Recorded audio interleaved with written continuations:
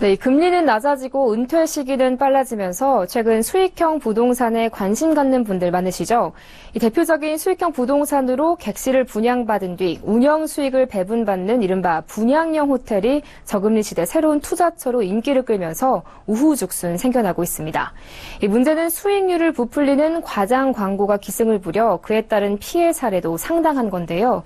자, 오늘 공정거래위원회는 수익형 부동산 중 하나인 분양형 호텔과 관련해 허위 과장 광고를 한 업체에 표시광고법 위반 행위 시정 조치를 내렸는데요.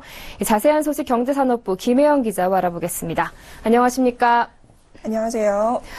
네, 오늘 공정위가 분양형 호텔 업체에 표시광고법 위반 행위에 대한 시정 조치를 내렸다고요? 네, 맞습니다. 공정위가 오늘 13곳 분양업체에 관해 시정 명령을 내렸습니다. 분양업체가 호텔을 분양하는 과정에서 수익률과 물건의 가치를 부풀리거나 장기적으로 안정적인 상품이라고 수익을 보장하는 것처럼 부당 광고를 한 겁니다. 분양형 호텔이란 호텔 객실을 일반 투자자들이 아파트처럼 분양받는 수익형 부동산입니다. 운영은 관리업체에 맡기고 객실 가동률에 따라 투자 수익을 얻는 구조인데요. 문제는 이 투자 수익을 부풀려 광고에 피해가 늘고 있다는 점입니다. 오늘 공정위는 시정명령을 받은 곳은 JMP홀딩스의 제주 성산 라마다 앙코르 호텔, 플래닛스앤디의 라마다 앙코르 정선 호텔, 디아인스의 영정 로얄 엠포리움 호텔 등 총 3곳입니다. 네, 그렇다면 이런 허위 과장 부동산 광고의 대표적인 유형은 어떤 것들이 있을까요? 네, 다양한 유형이 있는데요. 우선 평생 임대료, 객실 가동률 1위, 확정 수익 8%, 특급 호텔 이런 광고 많이들 보셨을 겁니다. 솔깃한 조건을 내세워 분양 호텔이 마치 황금알을 낳는 투자처처럼 투자자들을 현혹하는 건데요. 대표적인 사례는 바로 수익률과 관련된 과장 광고입니다. 우선 확정 수익과 관련한 피해가 상당합니다. 확정 수익은 말 그대로 분양을 받은 당시 나중에 운영 상태와 관계없이 확정적으로 얼마의 수익을 보장한다는 것인데요. 실제 분양업체가 확정 수익을 보장하는 기간은 일반적으로 1년에서 5년 정도입니다. 그런데 업체들이 수익 보장 기간을 명시적으로 밝히지 않고 과장하는 사례가 많은 것으로 나타났습니다. 분양업체인 월드스포츠는 강원 라마다 호텔앤리조트를 분양하면서 연 16%의 평생 임대료, 실투자금 4천만 원대 월 70만 원 확정 지급 등 장기간 수익금을 확정적으로 지급하는 것처럼 부풀려 광고했습니다. 또한 고수익을 미끼로 투자자들을 유혹하는 수법도 있습니다.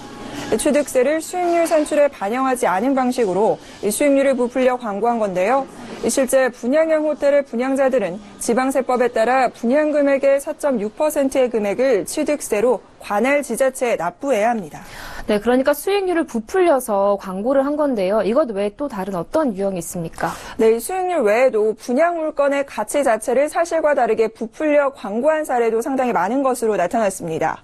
일반적으로 수요와 또한 입지 조건, 등급 등을 허위로 내세운 건데요.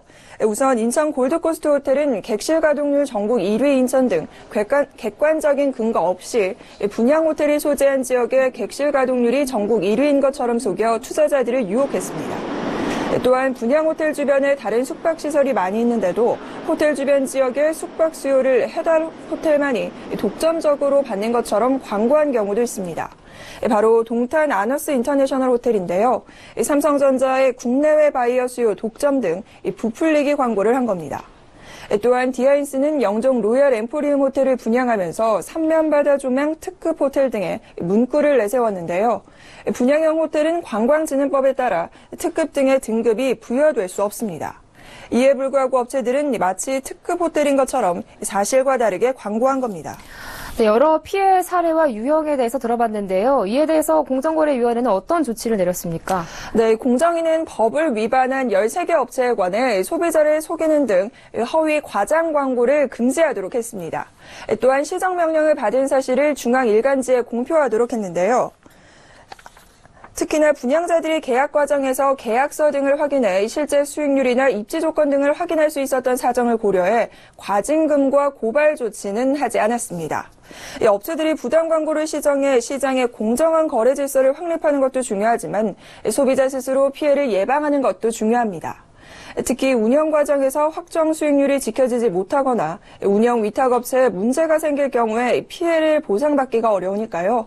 단순히 홍보 문구에 현혹된 묻지마 투자는 금물이라는 점 꼭 기억하시기 바랍니다. 또한 분양형 호텔 등 수익형 부동산 계약 시 계약서에 명시된 상황을 꼼꼼히 살펴봐야겠습니다. 네, 허위 과장 부동산 광고의 피해 사례와 유형 그리고 공정위의 조치까지 알아봤습니다. 지금까지 경제산업부 김혜영 기자와 함께했습니다. 오늘 말씀 잘 들었습니다.